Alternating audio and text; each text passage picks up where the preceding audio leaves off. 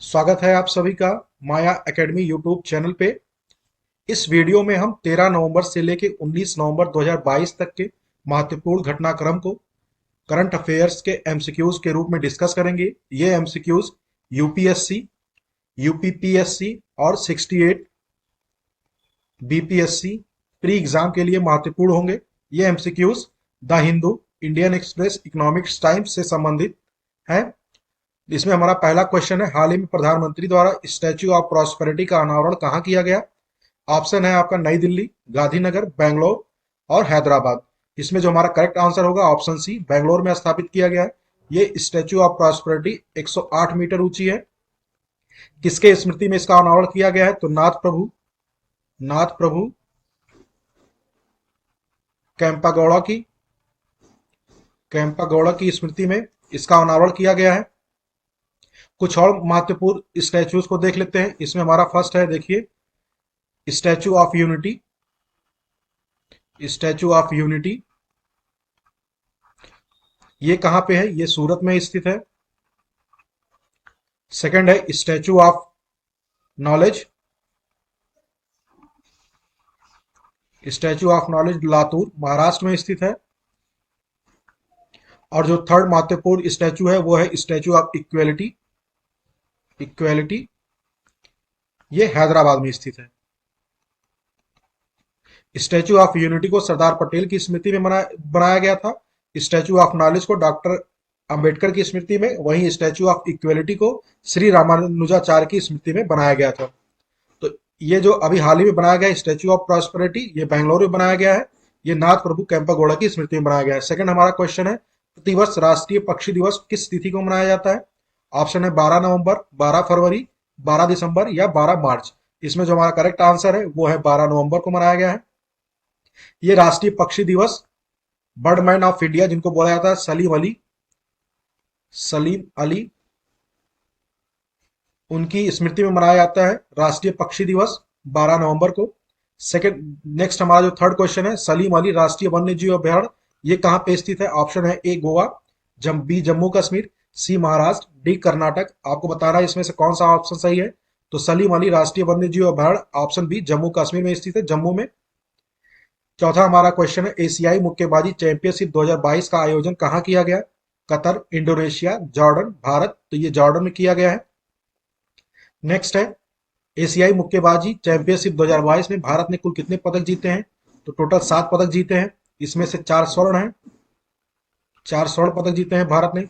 स्वर्ण पदक में कौन कौन शामिल है ये भी देख लीजिए, नाम पूछ सकता है आपके प्री एग्जाम में।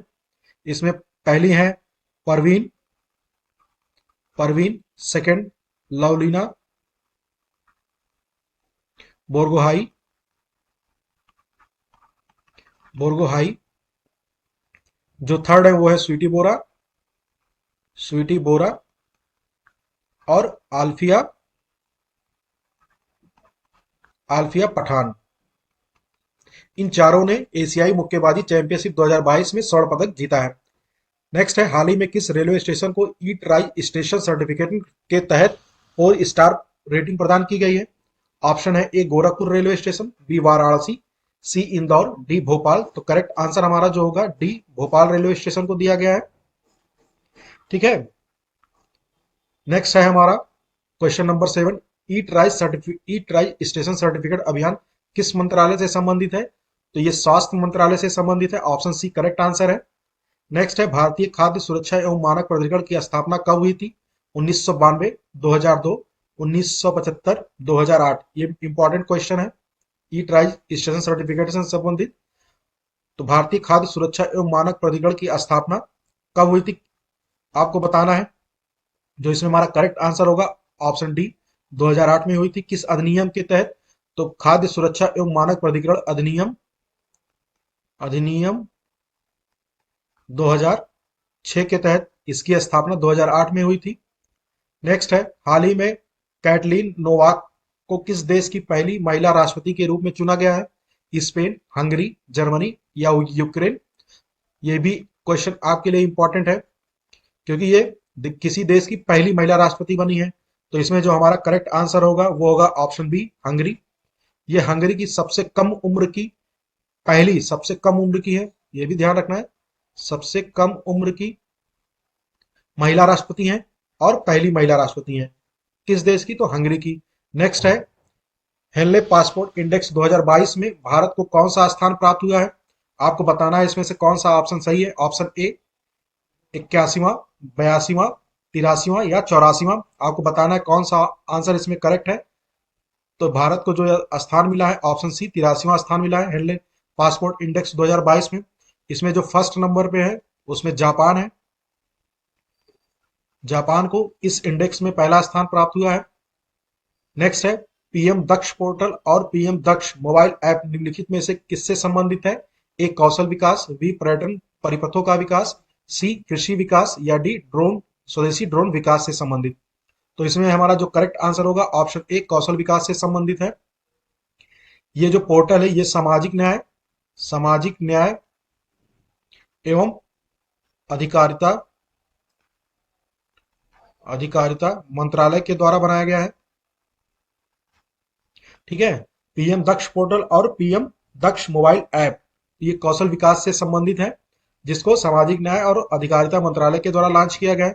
नेक्स्ट है, हाल ही में 19वां भारत आसियान शिखर सम्मेलन का आयोजन कहाँ किया गया?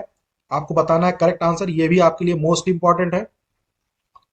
Option A Indonesia, B Thailand, C Cambodia, D Vietnam. तो इसमें जो हमारा करेक्ट आंसर होगा ऑप्शन सी कंबोडिया। कंबोडिया में इसका आयोजन किया गया है। कंबोडिया की जो राजधानी है वो है नोम पेन, यहीं पे इसका आयोजन किया गया है।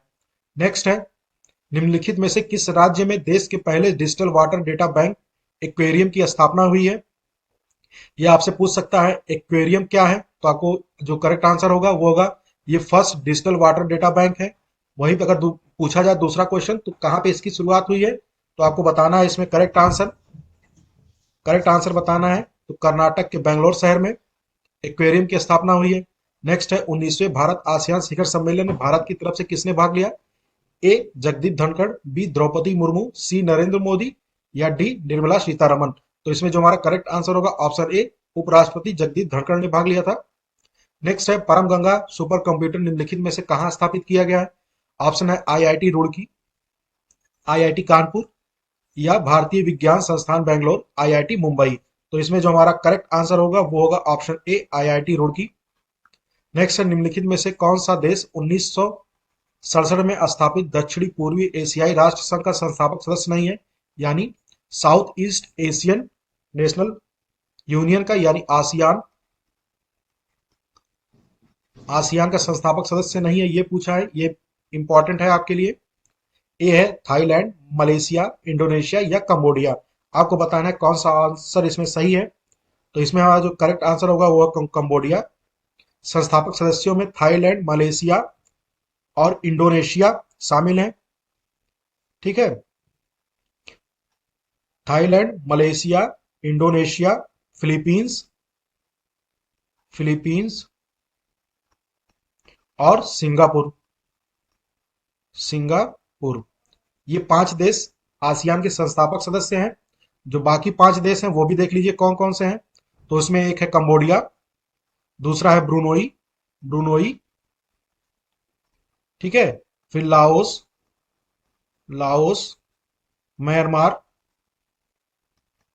म्यांमार और वियतनाम। तो आसियान में 10 देश हैं, इसमें 5 देश संस्थापक सदस्य देश हैं, Thailand, Indonesia, Malaysia, Philippines, Singapore. जबकि जो अन्य 5 देश हैं उसमें है कंबोडिया, ब्रुनोई, लाओस, म्यांमार और वियतनाम। नेक्स्ट है हमारा, राष्ट्रीय जल पुरस्कार 2020 में जल संरक्षण के प्रयासों के लिए किस राज्य को प्रथम स्थान दिया गया है? तो इसमें जो प्रथम स्थान मिला है वो उत्तर प्रदेश को मिला है। ये पुरस्कार जल शक्ति जल शक्ति मंत्रालय के द्वारा दिया जाता है। इसमें जो सेकंड नंबर पे है उसमें राजस्थान राजस्थान फिर थर्ड नंबर पे जो है वो है तमिलनाडु तमिलनाडु। यूपी पीसीएस जो प्री का एग्जाम होता है उसमें कभी कभी फर्स्ट नंबर ना पूछ के सेकंड या थर्ड नंबर पूछ लेता है। ठीक है, तो ये आपको ध्यान रखना है सेकंड और थर्ड नंबर पे कौन कौन से राज्य हैं। ये जो राष्ट्रीय जल पुरस्कार की शुरुआत हुई थी इसकी शुरुआत 2018 में हुई थी। क्षेत्रीय व्यापक आर्थिक भागीदारी शब्द अक्सर सब समाचारों में देखने को मिलता है, या किस देशों के समूह से संबंधित है? तो बताना है आपको क्षेत्रीय व्यापक आर्थिक भागीदारी। ठीक है, तो ये आसियान से संबंधित है। नेक्स्ट है, वर्ष 2022 के लिए विश्व पुस्तक के रूप में निम्नलिखित में से किसे चुना गया है विश्व पुस्तक राजधानी के रूप में?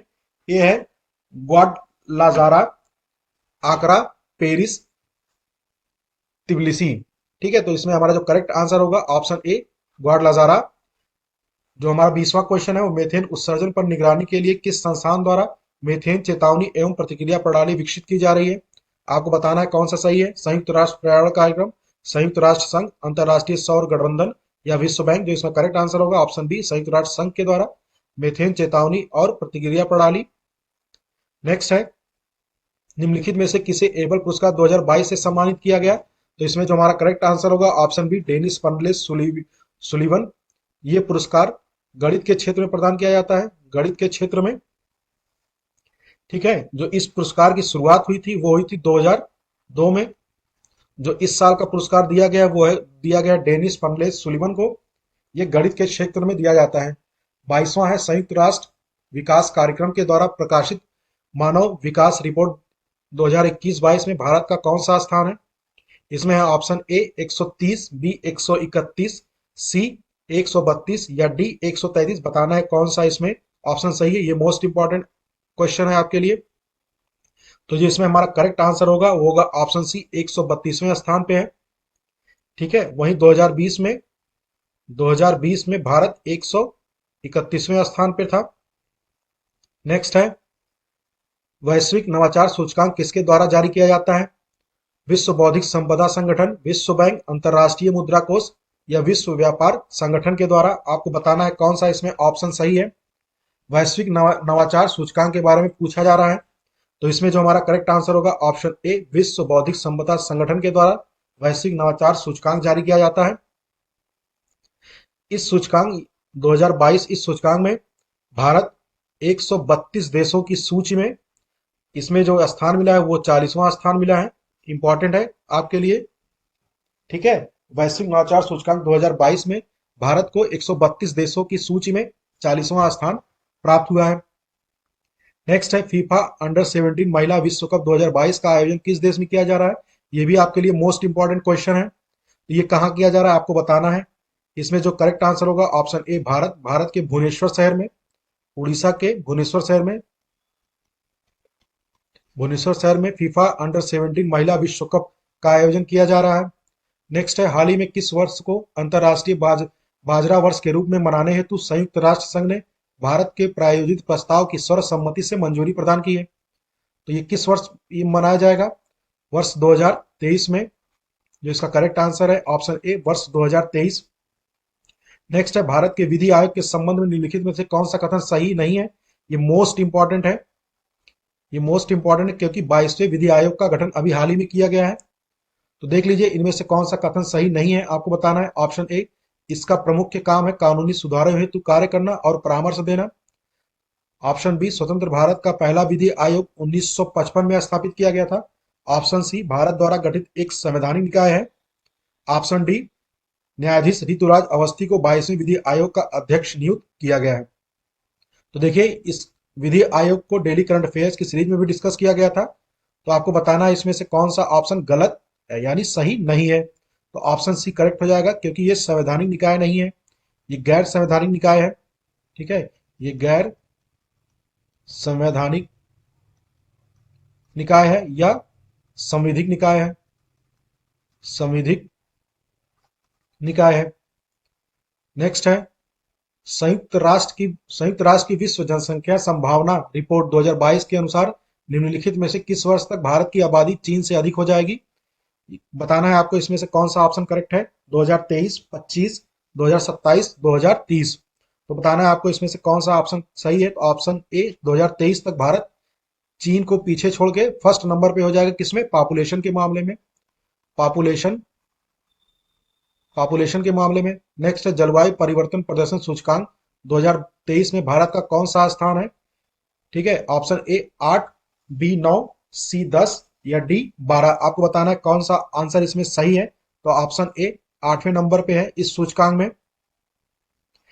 ठीक है, ये जो सूचकांक जारी किया जाता है ये जर्मन वॉच के द्वारा जारी किया जाता है, जर्मन वॉच के द्वारा।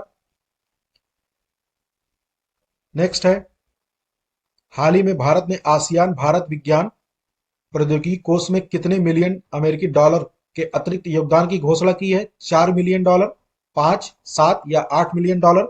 आपको बताना है इसमें से कौन सा ऑप्शन सही है। ऑप्शन बी इसमें करेक्ट हो जाएगा, 5 मिलियन डॉलर। निम्नलिखित में से किस देश ने नीरज चोपड़ा को अपना मैत्री राजदूत नियुक्त किया है? स्पेन, स्विट्जरलैंड, फ्रांस या जर्मनी? तो इसमें हमारा करेक्ट आंसर होगा ऑप्शन बी, स्विट्जरलैंड ने। नेक्स्ट है, निम्नलिखित में से किस राज्य में रिलायंस इंडस्ट्रीज लिमिटेड का भारत का पहला मल्टी मॉडल लॉजिस्टिक पार्क विकसित करेगा? पहला मल्टी मॉडल लॉजिस्टिक पार्क है जो किसके द्वारा विकसित किया जाएगा? तो रिलायंस इंडस्ट्रीज लिमिटेड के द्वारा। बताना है आपको किस राज्य में है, तमिलनाडु, कर्नाटक, उत्तर प्रदेश या गुजरात? तो जिसमें हमारा करेक्ट आंसर होगा ऑप्शन ए, तमिलनाडु में। ये तमिलनाडु के तिरुवल्लूर तिरुवल्लूर में स्थापित किया जाएगा ये मल्टी मॉडल लॉजिस्टिक पार्क। इस पार्क की जो स्थापना हो रही है वो हो रही है गतिशक्ति पीएम गतिशक्ति मिशन के अंतर्गत। मिशन के तहत इस पार्क का विकास किया जा रहा है। ये जो मिशन है इसकी शुरुआत कब हुई थी? तो ये हुई थी 13 अक्टूबर 2021 को। ये भी आपको ध्यान रखना है। नेक्स्ट है, 36वें राष्ट्रीय खेलों का आयोजन निम्नलिखित में से किस राज्य में किया जाएगा? ऑप्शन मध्य प्रदेश, उत्तर प्रदेश, गुजरात या महाराष्ट्र में? आपको बताना है ये किसमें किया जाएगा। तो ऑप्शन सी, गुजरात में किया जाएगा। जो इसकी थीम होगी, थीम भी देख लीजिए क्या है। तो खेल से एकता का उत्सव। खेल से एकता का उत्सव इस राष्ट्रीय खेल की थीम होगी। नेक्स्ट है हमारा, संघाई सहयोग संगठन या एससीओ का 22वां शिखर सम्मेलन निम्नलिखित में से कहां संपन्न हुआ है? कजाकिस्तान, चीन, रूस या उज्बेकिस्तान? तो इसमें जो करेक्ट आंसर होगा वो होगा उज्बेकिस्तान में। ये मोस्ट इंपॉर्टेंट है क्वेश्चन आपके लिए। तो इसका आयोजन कहाँ किया गया? उज्बेकिस्तान में किया गया। उज्बेकिस्तान के समरकंद में इसका किया गया है। ये जो संघाई सहयोग संगठन है इसकी स्थापना सन 2001 में हुई थी। इसके जो सदस्य देश हैं वो भी देख लीजिए कौन कौन से हैं। तो भारत है इसमें, भारत, पाकिस्तान, चीन, ठीक है, भारत, पाकिस्तान, चीन, रूस, उज्बेकिस्तान है, कजाकिस्तान कजाकिस्तान कजाकिस्तान और किर्गिस्तान, किर्गिस्तान, ठीक है, तजाकिस्तान और उज्बेकिस्तान। जो नेक्स्ट क्वेश्चन है, G7 संगठन के संदर्भ में निम्नलिखित कथनों पर विचार कीजिए। ऑप्शन ए है, इसका सचिवालय जर्मनी के बॉन में स्थित है। नेक्स्ट है, इसमें जो सेकंड स्टेटमेंट है, रूस इस संगठन का नवीनतम सदस्य है। बताना है निम्नलिखित में से कौन सा सही नहीं है। तो इसमें करेक्ट आंसर होगा वो होगा ऑप्शन सी। दोनों कथन इसमें गलत हैं। देखिए, G7 जो है, G7 का कोई भी सचिवालय नहीं है, ठीक है, तो ये ऑप्शन गलत हो जाता है। रूस इस संगठन का नवीनतम सदस्य है, ये भी गलत है क्योंकि रूस ने 2014 में इस संगठन से अलग हो गया था। जो G7 में जो देश हैं वो भी देख लीजिए कौन कौन है, कौन कौन से हैं। USA, France, Canada, Germany, Japan, Italy और यूके यानी यूनाइटेड किंगडम। तो देख लीजिए 7 देश हैं इसमें G7 में। USA, France, Canada, Germany, Japan, Italy और यूके। जब रूस शामिल हुआ था तो इस संगठन का नाम बदल के G8 हो गया था, लेकिन 2014 में रूस के इस संगठन से अलग होने के बाद इसका नाम फिर से G7 पड़ गया है। तो इसमें पूछा कौन सा आंसर सही नहीं है, तो दोनों आंसर सही नहीं है, तो इसलिए ऑप्शन हो जाएगा सी, 1 और 2। जो नेक्स्ट हमारा क्वेश्चन है, विश्व का सबसे बड़ा कार्बन कैप्चर प्लांट किस देश में स्थापित किया जा रहा है? Norway, Iceland, Sweden, Finland? तो आपको बताना है इसमें से कौन सा आंसर सही है। तो इसमें option C, B Iceland. Carbon capture plant जो विश्व का सबसे बड़ा स्थापित किया जा रहा है, आइसलैंड में स्थापित किया जा रहा है। ये भी आपके लिए इंपॉर्टेंट है। नेक्स्ट है, देश का एकमात्र ऐसा राज्य जहां गणतंत्र दिवस और स्वतंत्रता दिवस समारोह में योग को शामिल किया गया है। ये भी इंपॉर्टेंट है, स्टार लगा लीजिए। तो इसमें जो राज्य है वो है हरियाणा। ऑप्शन ए, हरियाणा में किया गया है। नेक्स्ट है, यूरोपीय संघ के संबंध में निम्नलिखित कथनों पर विचार कीजिए। जो यूरोपीय संघ है उसमें 27 सदस्य राज्यों का एक सुपर नेशनल राजनीतिक और आर्थिक संघ है जो मुख्य रूप से यूरोप में स्थित है। बी जो है भारत 2018 में यूरोपीय संघ में शामिल हुआ है। जो इसमें तीसरा है यूनाइटेड किंगडम 2020 में यूरोपीय संघ छोड़ने वाला एकमात्र सदस्य राज्य बन गया है। तो इसमें बताना कौन सा कथन सही है। ऑप्शन ए एक और दो, बी दो तीन, सी एक तीन, या डी एक दो तीन। तो देखिए भारत ईयू का सदस्य नहीं है, तो ये गलत है।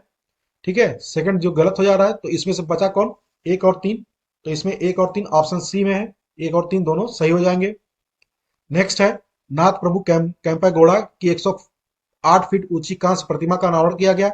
यह किस बात के लिए जाने जाते हैं, आपको बताना है नाथ प्रभु कैंपेगौड़ा के बारे में। तो ये बेंगलोर शहर के संस्थापक हैं, विजयनगर साम्राज्य के शासक, शिव गंगा रियासत पर जीत हासिल करने वाले नायक, या डी उपरोक्त सभी। देखिए नाथ प्रभु कैंपेगौड़ा के बारे में डेली करंट अफेयर्स की सीरीज में डिस्कस किया गया था। तो ये बेंगलोर शहर के संस्थापक हैं, ये भी सही है। विजयनगर साम्राज्य के शासक हैं, ये भी सही है। शिव गंगा रियासत पर जीत हासिल करने वाले नायक है, ये भी सही है। तो इसलिए हमारा जो ऑप्शन हो जाएगा ऑप्शन डी उपरोक्त सभी। नेक्स्ट है 39 क्वेश्चन, इंडिया वाटर वीक के संदर्भ में निम्नलिखित कथनों में कौन सा सही है। सही कथन बताना है कौन सा है।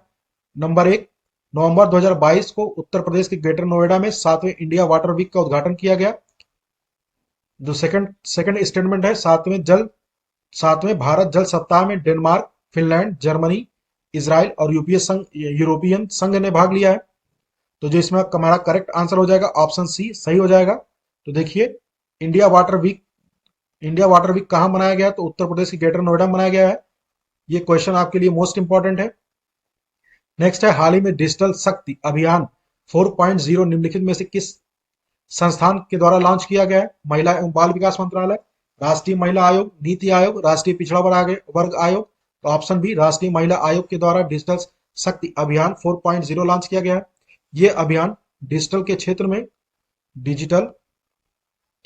क्षेत्र में महिलाओं को जागरूक करना, महिलाओं को जागरूक करने के लिए इस अभियान को लॉन्च किया गया। निम्नलिखित में से किस देश के द्वारा कॉप 27 में दीर्घकालिक कम उत्सर्जन विकास रणनीति प्रस्तुत की गई है। ये मोस्ट इंपॉर्टेंट है आपका क्वेश्चन। ऑप्शन है ए चीन, बी अमेरिका, सी भारत, या डी जर्मनी। तो ऑप्शन इसमें हमारा करेक्ट हो जाएगा ऑप्शन सी भारत के द्वारा किया गया है। तो देख लीजिए कहां पे किया गया कॉप 27, इसका आयोजन कहां किया जा रहा है, शर्म अल शेख में। कॉप 27 का आयोजन कहां किया जा रहा है, शर्म अल शेख में। ये शर्म अल शेख कहाँ है, मिस्र में है। मिस्र का एक शहर है शर्म अल शेख। इसी सम्मेलन में दीर्घकालिक कम उत्सर्जन विकास रणनीति भारत के द्वारा प्रस्तुत की गई है। नेक्स्ट है भारत किस वर्ष तक अपने शुद्ध शून्य उत्सर्जन के लक्ष्य को प्राप्त कर लेने की घोषणा की है। 2070, 2030, 2024 या 2045। इसमें ऑप्शन ए 2070 तक भारत अपने नेट जीरो का जो टारगेट है उसको प्राप्त करने की घोषणा की है। भारत के संविधान में 9वीं अनुसूची को किस संविधान संशोधन के तहत जोड़ा गया है। नौवां, दूसरा, पहला या चौथा। तो पहले संविधान संशोधन अधिनियम 1951 के द्वारा 9वीं अनुसूची को जोड़ा गया है। जो मूल संविधान में अनुसूची है उसकी संख्या 8 है, लेकिन बाद में जो 9वां अनुसूची जोड़ा गया वो 1951 में जोड़ा गया है। वर्तमान में भारतीय संविधान में टोटल 12 अनुसूची हैं। ठीक है। नेक्स्ट है निम्नलिखित में से किस समूह में G20 के सभी 4 सदस्य हैं। ऑप्शन ए अर्जेंटीना, मैक्सिको, दक्षिणी अफ्रीका, तुर्की, B Australia, Canada, Malaysia, New Zealand, C Brazil, Iran, सऊदी अरब, Vietnam, D Indonesia, Japan, Singapore या दक्षिणी कोरिया। तो बताना है G20 देशों से संबंधित ये क्वेश्चन है। ये एक बार प्री में पूछा भी गया है, यूपीपीएससी प्री में ये क्वेश्चन पूछा गया है। G20 की अध्यक्षता 2023 में भारत करेगा, तो इसलिए ये क्वेश्चन मोस्ट इंपॉर्टेंट हो जाता है। देखिए अर्जेंटीना शामिल है, मैक्सिको शामिल है, दक्षिणी अफ्रीका शामिल है और तुर्की भी शामिल है। ठीक है, ये इसका देश है G20 का। देखिए ऑस्ट्रेलिया है, कनाडा है, मलेशिया नहीं है, न्यूजीलैंड नहीं है, ब्राजील है, ईरान नहीं है, तो ये भी गलत हो जाता है। इंडोनेशिया है, जापान है, दक्षिणी कोरिया है, सिंगापुर नहीं है। तो इसलिए हमारा करेक्ट आंसर ऑप्शन ए हो जाएगा। 45वां क्वेश्चन है निम्नलिखित में से किसे हाल ही में नीति आयोग का चौथा पूर्णकालिक सदस्य नियुक्त किया गया है। तो ऑप्शन है ए अरविंद वीरमानी, बी प्रोफेसर रमेश चंद्र, सी डॉक्टर वीके सारस्वत या डी डॉक्टर वीके पॉल। तो देखिए जो चौथा पूर्णकालिक सदस्य है वो किससे नियुक्त किया गया है, तो ऑप्शन ए अरविंद वीरमानी को नियुक्त किया गया है। जबकि जो 3 अन्य सदस्य हैं वो हैं वीके सारस्वत, ठीक है, वीके सारस्वत, प्रोफेसर रमेश चंद और डॉक्टर वीके पॉल। ये 3 सदस्य। जो चौथे हैं वो हैं अरविंद विरमानी। हाल ही में भारत के किस देश के साथ मिलकर वर्ष 2023 में यंग प्रोफेशनल योजना शुरू करने का निर्णय लिया गया है? ब्रिटेन, ऑस्ट्रेलिया, जर्मनी या कनाडा? जो 46 का हमारा करेक्ट आंसर होगा ऑप्शन ए ब्रिटेन। ब्रिटेन के साथ मिलकर 2023 में यंग प्रोफेशनल योजना शुरू करने का निर्णय लिया गया है। किसके द्वारा? भारत के द्वारा। 47वां क्वेश्चन है, हाल ही में निम्नलिखित में से किस राज्य या केंद्र शासित प्रदेश में डोनी पोलो हवाई अड्डे का उद्घाटन किया गया है? तो इसमें जो हमारा करेक्ट आंसर होगा ऑप्शन बी अरुणाचल प्रदेश में। 48 क्वेश्चन है, वर्ष 2022 के लिए भारत में विश्व मधुमक्खी दिवस का आयोजन किस राज्य में किया जाएगा? तो इसमें बताना है आपको कौन सा ऑप्शन सही है, मध्य प्रदेश, छत्तीसगढ़, राजस्थान या गुजरात। तो गुजरात में मनाया जाएगा विश्व मधुमक्खी दिवस। जो 49 क्वेश्चन है, प्रति व्यक्ति ग्रीन हाउस उत्सर्जन में सर्वाधिक योगदान देने वाला देश कौन सा है? ये भी क्वेश्चन आपके लिए इंपॉर्टेंट है प्री एग्जाम के लिए। ए चीन, संयुक्त राज्य अमेरिका, सी भारत, डी या रूस। तो इसमें जो हमारा करेक्ट आंसर होगा ऑप्शन बी संयुक्त राज्य अमेरिका प्रति व्यक्ति ग्रीन हाउस उत्सर्जन की बात कर रहा है। जबकि सर्वाधिक ग्रीन विश्व में सर्वाधिक ग्रीन हाउस उत्सर्जन के मामले में चीन फर्स्ट नंबर पे, जबकि ये प्रति व्यक्ति के मामले में अमेरिका आगे है। जबकि टोटल के बारे में बात करें तो चीन नंबर 1 पे है। जो 50वां और लास्ट क्वेश्चन है, किस देश ने कोविड 19 के खिलाफ पहला इनहेबल वैक्सीन लॉन्च किया है? ऑप्शन ए भारत, जर्मनी, चीन या जापान। तो इसमें जो करेक्ट आंसर होगा ऑप्शन सी चीन के द्वारा कोविड 19 के खिलाफ विश्व का पहला इनहेबल वैक्सीन लॉन्च किया गया है। किसके द्वारा? चीन के द्वारा।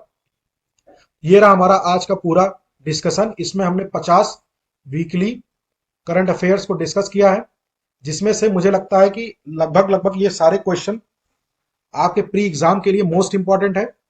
जैसे जी ट्वेंटी विश्व का पहला इनेबल वैक्सीन, ठीक है, नीति आयोग के चौथे सदस्य, जो भारत के द्वारा दीर्घकालिक विकास रणनीति जो प्रस्तुत की गई है वो, और मेथेन उत्सर्जन और निगरानी प्रणाली। ये सब सारे क्वेश्चन आपके लिए मोस्ट इंपॉर्टेंट है। एक और क्वेश्चन आपके लिए इंपॉर्टेंट है, वो है जो मनाया गया है India water week. India water week, ये भी क्वेश्चन आपके लिए इंपॉर्टेंट है क्योंकि इसका आयोजन उत्तर प्रदेश के नोएडा शहर में किया गया है।